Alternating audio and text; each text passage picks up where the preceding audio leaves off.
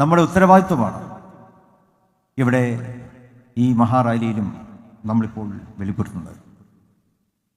കേന്ദ്ര നിയമം വഖഫ് ഭേദഗതി എന്ന പേരിൽ പാർലമെൻറ്റിൽ അവതരിപ്പിച്ചാൽ പാസ്സാക്കിയിരിക്കുകയാണ്. നിരവധി വിമർശനങ്ങളും എതിർപ്പുകളും ഈ നിയമനിർമ്മാണത്തിനെതിരെ രാജ്യം മുഴുവനും അലയടിക്കുകയുണ്ടായി എന്ന് നമുക്കറിയാം.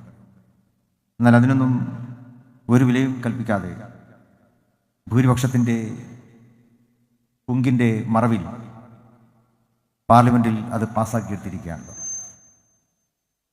ഇത് തികച്ചും ഭരണഘടനാ വിരുദ്ധമായ ഒരു ബില്ലാണ് എന്ന് രാജ്യത്തെ മുഴുവൻ ജനാധിപത്യ മതേതര കക്ഷികളും വിലയിരുത്തുകയുണ്ടായി.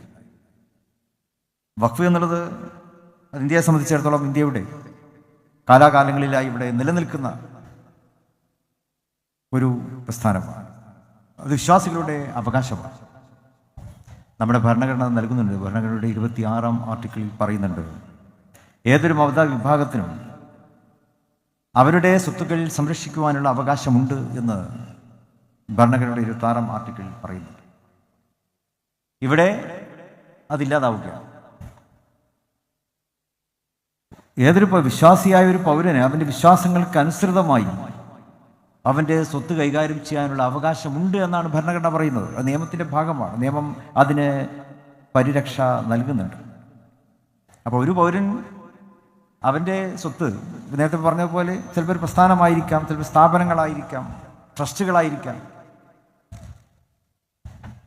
ദൈവമാർഗത്തിൽ അത് സമർപ്പിക്കുമ്പോൾ അതിന് നിയമപരിരക്ഷ കൊടുക്കുന്നു വഖഫ് നിയമങ്ങൾ. ഇന്ത്യയിൽ അതിനനുസൃതമായിട്ടുള്ള നിയമം ഇവിടെ നിലനിൽക്കുന്നുണ്ട്. ബ്രിട്ടീഷുകാരുടെ കാലം തൊട്ട് തന്നെ അത്തരം നിയമങ്ങൾ ഇവിടെ ഉണ്ട് എന്നുള്ളതാണ്. അപ്പോൾ അതൊരു പരിരക്ഷണം, പൗരൻ്റെ അവകാശത്തിൻ്റെ സംരക്ഷണമാണ്. പൗരൻ്റെ വിശ്വാസത്തിൽ അധിഷ്ഠിതമായിട്ടാണ് ഈ പ്രവർത്തനം. ആ വിശ്വാസത്തെ സംരക്ഷിക്കുക എന്നുള്ളത് ഭരണകൂടത്തിൻ്റെ കടമയാണ്, ബാധ്യതയാണ്. പക്ഷേ ഇവിടെ ഇപ്പോൾ പുതിയ ഭേദഗതിയിലൂടെ അതിനെതിരെയുള്ള നീക്കങ്ങളാണ്.